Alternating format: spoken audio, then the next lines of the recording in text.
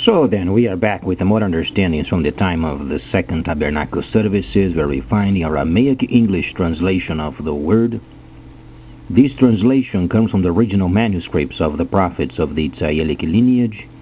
So then, we can understand the time of the end as per Yirmiyahu the prophet. We find layers of understanding of the spring feast, the autumn feast, and also the returning of the cities of the Messiah laid waste for many centuries. As we read then Yirmiyahu the prophet, we find these layers extremely important because Yirmiyahu the prophet was a true prophet of Israel, and unfortunately he was not received very nicely by the people because he was saying the truth.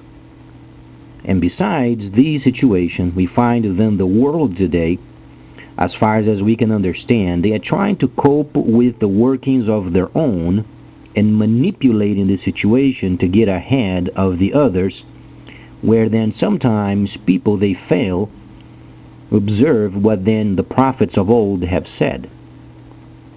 Understandably, Israel then destroyed its own prophets, but then let's understand from then on, as far as the Shilishim or the apostles, what they did then as far as the dispensation of Ruach HaKodesh or the Holy Spirit.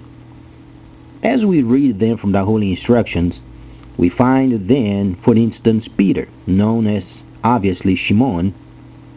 His name never changed. And then what was then the reward of maintaining the path?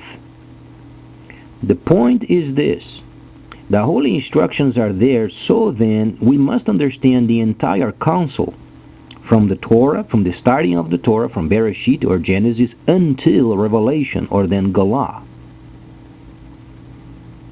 In order for a person to become saved, must understand the whole counsel as the Messiah himself has pointed out.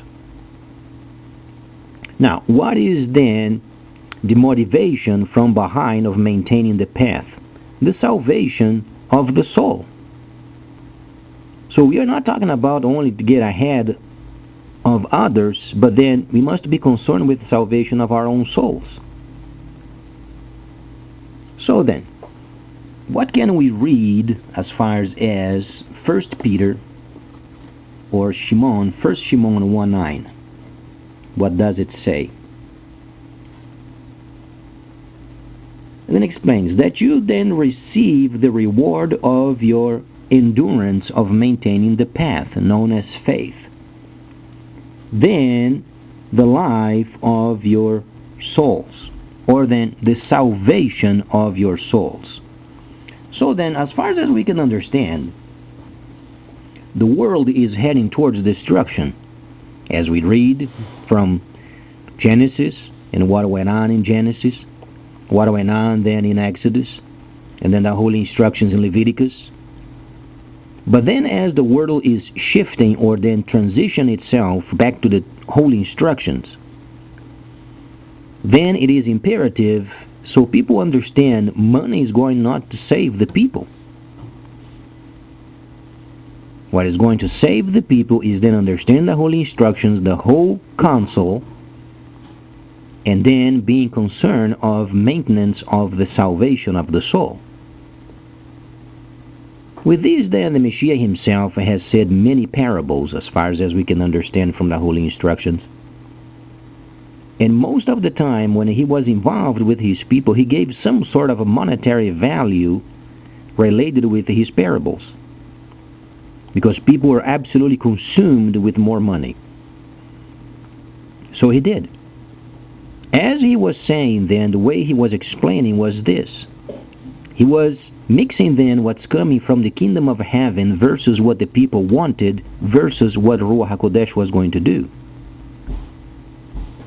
As people made a choice and imply themselves if they would become obedient of what the Messiah has said regarding money, then they would exclude themselves from the promise of the coming of Ruach HaKodesh.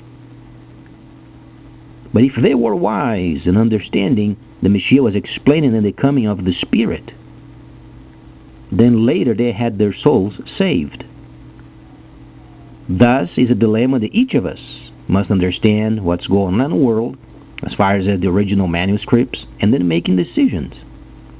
So then each person can save his or her own soul. Next time I'm going to evaluate more this topic because it is very big.